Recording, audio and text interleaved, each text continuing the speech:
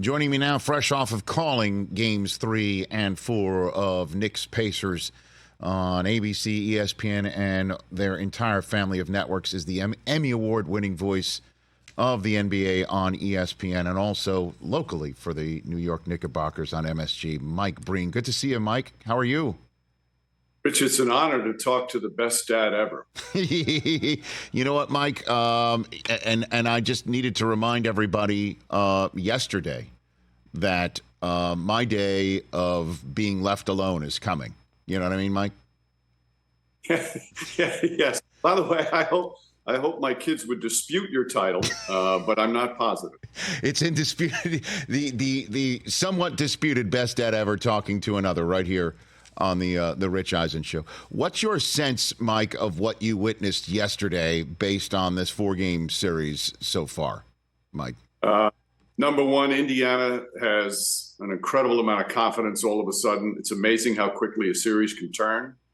And number two, the Knicks had absolutely nothing yesterday. They've responded to double-digit deficits over and over again. They were gassed. You could tell. The question going forward is, for the Knicks, was it a one-game thing where all the minutes just piled up and it was just a bad day? Or are they really depleted in terms of energy because of all the kind of minutes and energy that they put in throughout these playoffs and even towards the end of the regular season?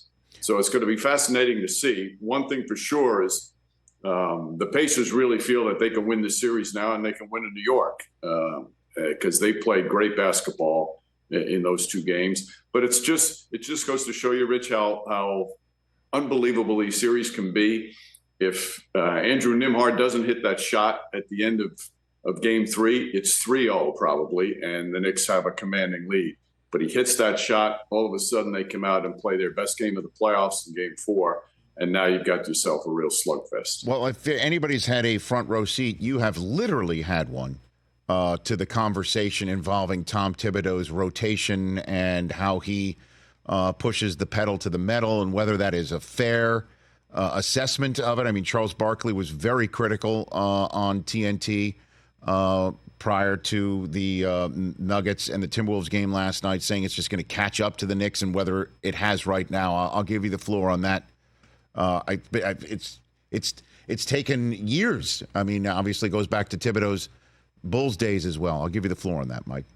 Well, on this particular Knick team, you can say he needs to play his bench more. Well, his bench is playing right now. His bench is starting. When you think of the overall lineup that they had, Julius Randle, Mitchell Robinson, and now OG Anunoby, that's 3 starters right there. So you've got guys, for example, Josh Hart and Dante DiVincenzo. They were coming off the bench when the season began. Now, obviously, roles have changed, but it's not, Rich, it's not just the minutes, because guys can play minutes, but it's the responsibility that they have in those minutes, doing more than they were expected to, doing more than they've done in the past.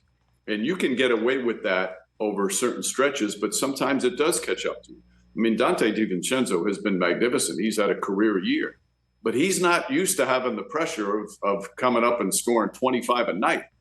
And especially against any team that is now in playoff mode defensively. Pacers have not been a great defensive team all season, but they are playing as hard defensively now in the playoffs like most teams do, and the best defense I've seen them play all year. So it does catch up. Now, there are a lot of players. Look at Luka Doncic. He's playing about 42, 43 minutes, and he's banged up as well. For the Knicks to win, for them to have a chance to win, these players have to play these kind of minutes right now. Yeah, and it's just, not to turn you into Woj, everyone has a lane here, but what's your sense of OG Anunoby's ability to play in this series? I mean, hamstrings are fickle beasts. Mike, what do you think? Yeah. Rich, I don't think it's close right now. He hasn't done any on-court workout. He's been doing pool work. He's getting treatment 3-4 times a day.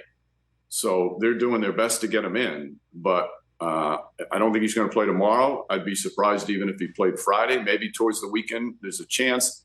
But right now, from what I've heard in the previous couple of days, he's not close. And that's huge, not only because he's the best defensive player, but he has now started to become an integral part of the offense, and they've needed that.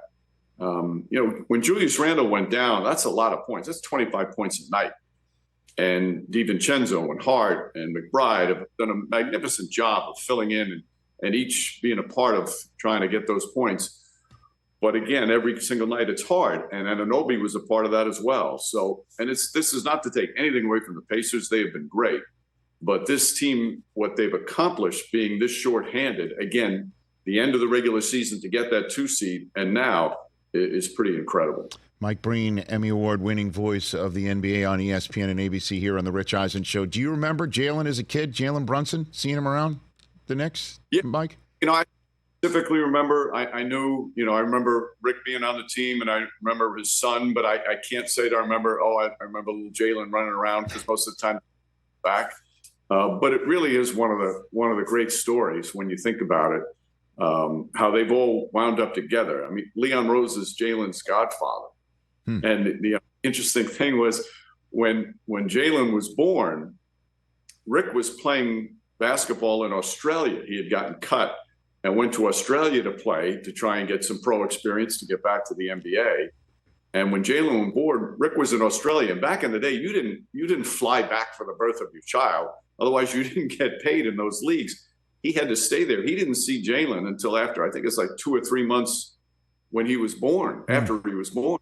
And Rick found out, he's over in Australia, he gets a call to tell him, oh, you had a son. Well, the call was from Leon Rose. So now you have Leon Rose and Rick Brunson and Jalen Brunson all together in New York after all these years. I think it's an incredible story, and especially when Jalen has played magnificent basketball. He has become already a legend in New York, and he is as humble as he is hungry out on the court, and it's been a great story this year. Yeah, he just comes across like that. I mean, we haven't had him on this show yet. I look forward to that day. I mean, and then that was my follow-up: is who is he?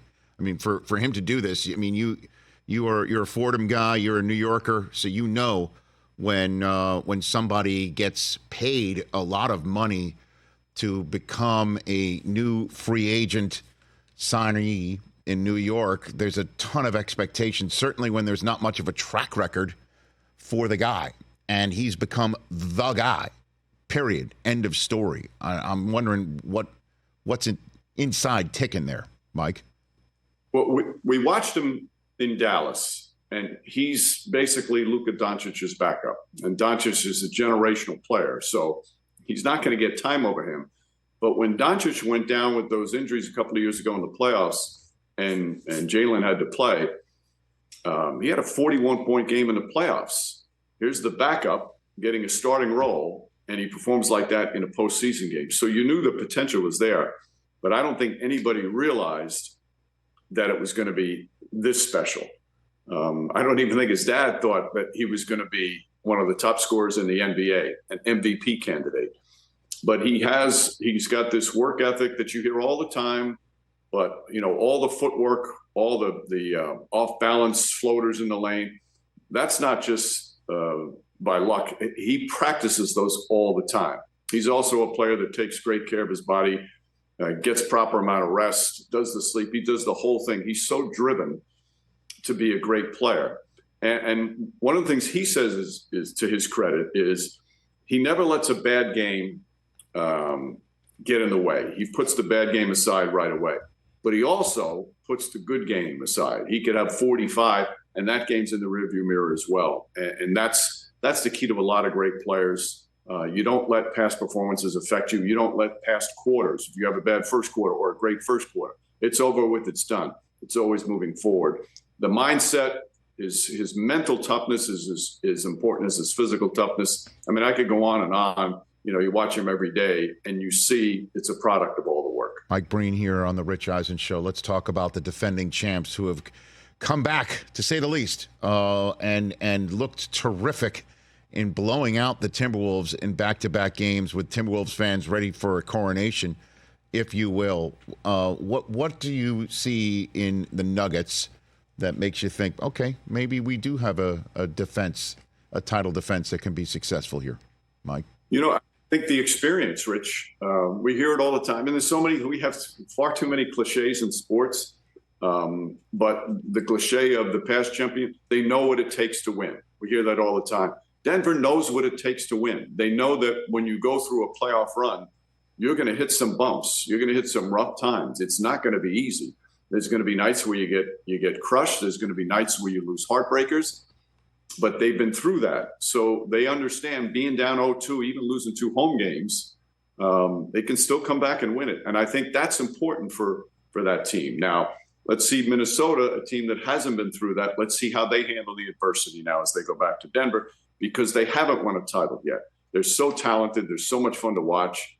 But I think right now Denver's experience got them through that. Like I just said about Jalen Brunson, the Nuggets know you got to put that behind you. Whatever happened, it's past. Now let's go on to the next game. And the other thing, in addition to their great talent, Michael Malone is one heck of a coach, and not just because he won the title this year or last year.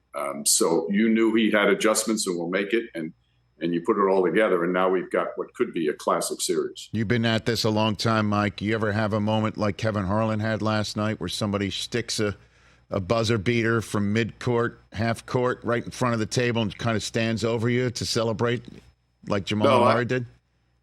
No, I haven't had it. But if anyone was going to get one of those moments, it's Kevin. Kevin's a dear friend. I love him. He's so talented. He has such passion for the game. So if anyone deserves that, it's my guy, Kevin Harlan. It looked like Kevin was matching his energy, right? I mean, it looked like he was standing right there like, I see you, Jamal, I got this thing too. Right, but that's what I admire the most about Kevin. He loses it because he cares so much. He loves the game so much. He loves his job so much, and to see another play-by-play man, especially such a wonderful friend, have a moment like that was very cool. And Jamal Murray he's very cognizant of announcers. He's done that before. Like he's aware of Marv and Marv's history and calling the games. Last year, after he hit a 3 in the finals, he was running backcourt. He looked over to the broadcast table and yelled out "bang," and then to do that with Kevin. I hated what happened when he threw out the heating pad. That was so unlike him because he's such a terrific young man, and hopefully we learn from doing something like that because he has such joy for the game, and he's another player. He's made himself into a great player by the work he's put on since he was a little kid. So I'm mandated to ask, who's the most announcer-aware player that you've ever seen, Mike? Who's that? I'm not sure, but Murray's good. Chris Paul is another one. He's very aware of, and again, it's the guys who love the game, Rich. It's the guys who won when they're not playing, they're home and they're sitting watching all the games. I know Chris Paul's one like that, and they have League Pass and they're watching on off nights and can't get enough of it. And you can tell by the way they play the game when they're out on the floor, they play with such joy. All right, a couple minutes left with Mike Breen here on the Rich Eisen Show. Are the Celtics the best team you've personally eyeballed this season, would you say, Mike? Yeah, I think so. Certainly with consistency, because even all the top teams, even Minnesota and OKC and Denver over in the West, they've had their ups and downs. They've had stretches. You scratch your head a little bit. Overall, they've been great. But Boston has been magnificent. And the overreaction to one loss, I know it was surprising. Cleveland came in and beat them. They've lost some home games. But that's the playoffs. And that's the key is you can never overreact to one great win or one great loss in the postseason. We talked about this yesterday when the Knicks got down huge. Just 2 years ago, in 2022, the Golden State Warriors, when they were playing the Grizzlies earlier, they lost by 39 points, and then they went on to win the title. The Milwaukee Bucks, when they won the title in 2021, in the second round against Brooklyn, they lost by 39 points. So it happens. Even the great teams, even the champions, have bad nights, and part of it is because the other team is so damn good as well. And that's why it's important, and that's what you learn as a player and as a coach in the playoffs, that you can't get caught up in one great win or one horrific loss, because that's why they call it a series. Well, I guess if there's any seat out there that's turning people into coaches, it might be the one next to Doris on your floor there, Mike. We've been teasing him quite a bit. Listen, he's a brilliant basketball mind. Getting to know him and hearing his thoughts on the game, he's just so damn smart. And if I was a team, I'd want to talk to him as well. So he might leave someday coaching. I'm hoping it's not too soon, but if he does, I'd be thrilled for him. But if that's another coach that leaves, then I'm starting to think that maybe it's me. I don't know, man. Maybe it's just, it's the seat. It could be you as well. It could be Doris. Doc goes to Minnesota, but Milwaukee. I was going to ask, if you saw something in J.J. Redick that's like, okay, he's got the cut of that coaching jib, Mike. He does. You know how you notice, Rich, and all the analysts that I've worked with over the years, that you see that when players and coaches come in, we do those sit downs before games, the respect factor that they have. And JJ has that as well. Like, players come in there, they enjoy talking to him. They ask him questions sometimes. Coaches enjoy the back and forth. So he's had that mind of, just brilliant basketball mind that's somebody eventually is going to take advantage of. Like I said, I hope it's not too soon. Yeah, I hear you. Last one for you, Mike. I don't know if I've asked you this in your appearances here before, but you being a New Yorker, I'm a New Yorker. I could not imagine getting a gig where I get to work with Walt Clyde Frazier. I couldn't imagine that in a million years, and I'm wondering, what is it like to sit next to him while he's styling and rhyming and doing his thing? And he's top 5 New York athlete, like all time, any team, period, end of story, rip the knob off, Mike. Well, I've told this before, Rich. Growing up in Yonkers, I was one of 6 boys, and when I was around 10, my brothers and I, we put up a poster in the house of Clyde. And that's when I was 10. So that's over 50 years ago.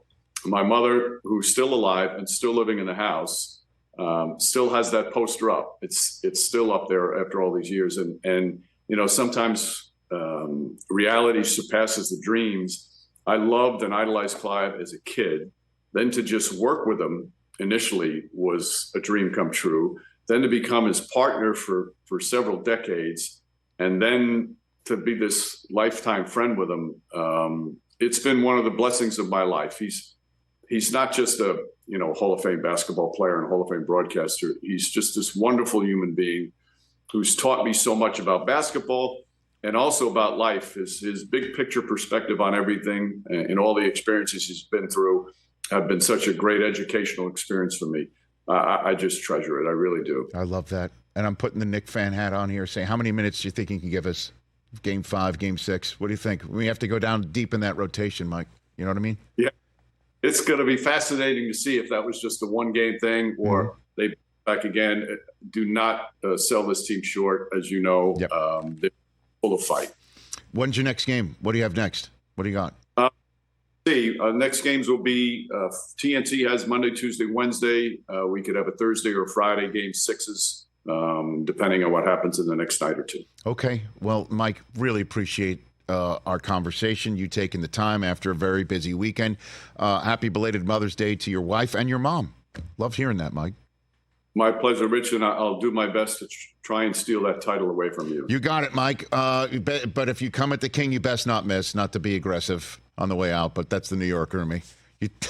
All right, Rich, be well, bud. Right back at you. That's Mike Breen, the one and only, right here on The Rich Eisen Show. Catch The Rich Eisen Show every single day on the Roku channel, 12 to 3 Eastern, for free.